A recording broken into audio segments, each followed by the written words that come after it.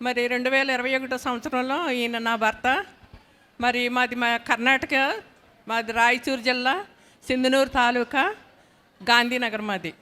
2021 సంవత్సరంలో నా భర్తకి ఎండుమిరగాయలు అమ్మటానికి వెళ్తే రాజమండ్రి అవతలకి బస్తా పడింది. బస్తా పడితే ఆపరేషన్ పడుతుందని అన్నారు. ఆపరేషన్ పడకుండా చేయనైనా అని నేను ప్రార్థన చేసుకున్నాను. ఇషాకయ్య గారు అంటే మాకు తెలీదు. మనసు బాగోలేక నేను కలవర్ ఛానల్ టీవీ పెట్టుకున్నాను. టీవీ పెట్టుకుని అది చూస్తుంటే మా చిన్నబ్బాయి కూతురికి కూడా, ఆ అమ్మాయి పేరు శాంతి ప్రియ, 8వ సంవత్సరం ఉంటుందేమో అప్పటికి. ఆ అమ్మాయికి కూడా గుండెలు కాడ ఓలు బాగోలేదు అని బళ్ళారి తీసుకెళ్తే ఆ అమ్మాయికి ఆపరేషన్ పడుతుందని అన్నారు. 15 మంది డాక్టర్లతోటి చెక్ చేయించండి, తర్వాత హార్ట్ దగ్గర తీసుకెళ్ళండి అని అన్నారు.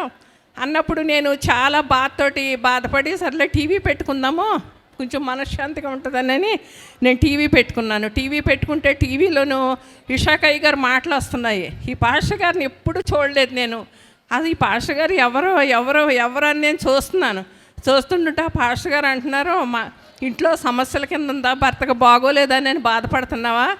ఏ సమస్య ఏమీ చేయదు, ఏ వ్యాధి ఏమీ చేయదు, అన్నీ బాగానే ఉంటాయి అని అన్నారు. నా భర్త కళ్ళు కనపడి కాదు, నరాల్లోనూ రక్తం డెడ్ అయిపోయింది. కళ్ళు కనిపించి కాదు, అన్నం దిగేది కాదు, అన్నం ముక్కుల్లోంచి వచ్చేసేది, కంటిరెప్పలేమో పైకి లెగిసి కాదు, మాట వచ్చేది కాదు, అబేబేబే అనేవారు. అంతే, నడతానికి నడవలేకపోయేవారు. ఇలాగుంటున్నారు. ఏంటనంటే ఆయన ఒక భయంకరమైన సైతాన్ని పీడిస్తే ఇషాకయ్య గారు మాట్లాడుతుంటుంటే ఆయన టీవీ పెట్టుకుని చూస్తుంటుంటేనే ఇవి పెద్ద కేకలు వేసేసారన్నమాట అయ్యగారు మాటలకే.